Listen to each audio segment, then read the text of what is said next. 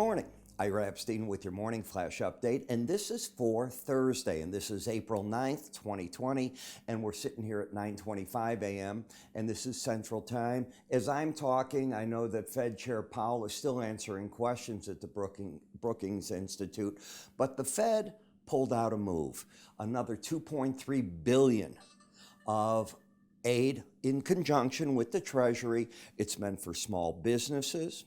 It's meant for municipalities, possibly states, and it's to keep the economy going. Now, I personally think that when they did this, they're looking over and they're saying to themselves, they're going to make this money available now to keep these companies alive because the economy's probably, and I'm talking the U.S., we're getting closer to reopening than closing down. That seems to be how I'm feeling about the market. Even today's jobless claims, and maybe we should go there and then come back. They came in and they went up, as you can see, the weekly jobless claims, 4,396,000. Okay, but they were expected to go up even more than that. And that to me is a sign that the market isn't seeing as bad a thing, the social distancing is having an impact. When we look at wholesale inventories, you know what's going to happen here. They're going to go up and the sales are going to go down. Nobody's doing much of anything. Producer price index, you can look at it all you want, but I don't think it's the key number. The sentiment, we know it's going to be down, but now we start watching its sentiment going forward. Because the sentiment moves forward, it's going to give us an idea as to what the consumer thinks when the economy is going to be reopening. And China today increased their 2019-20 corn import forecast by 1 million metric tons to 4, and that increase is going to come from the U.S. according to them. So when you look and you see that now cities, they can go out and float bonds, they give it to the government, they'll get a haircut on them, but the way they're being set up, the interest rates that are being set up, the payment plans coming back, no, this is meant to keep us going. They're not going to let this thing get to us, this COVID-19, and shut down the best part of what's yet to come in American history. But please understand what happened today. It's historic. The Great Depression may not have taken place had we had a Fed like we have right now.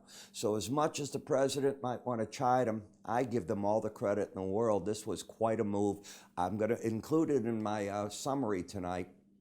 Actually, this morning when I put out my morning update, the whole speech and what it means to give you an idea as to what the act is there. I'm not going to include the speech going on at Brookings, but what the Fed statement was. Maybe that's the way to talk about it.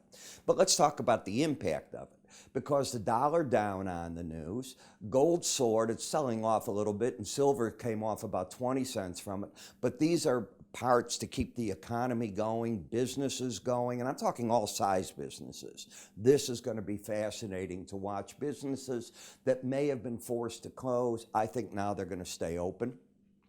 Today, in a few minutes, we're going to get, an hour and a half, we're going to get the USDA crop numbers, the supply numbers as to where things are. I've moved to all now the July contracts in the grains. As for bonds and notes, the one thing you have to ask yourself, and they're not doing it now, but it's going to come. When this ends and we get into the next phase, what do we do with all this money? The Fed's can't just keep that liquidity going forever. So this is the measure where you don't worry about it. This is not about worrying how you repay it today. But that is also why the gold market has come alive. It realizes that down the road this is inflationary, and at some point the Fed's got to start pulling this back in.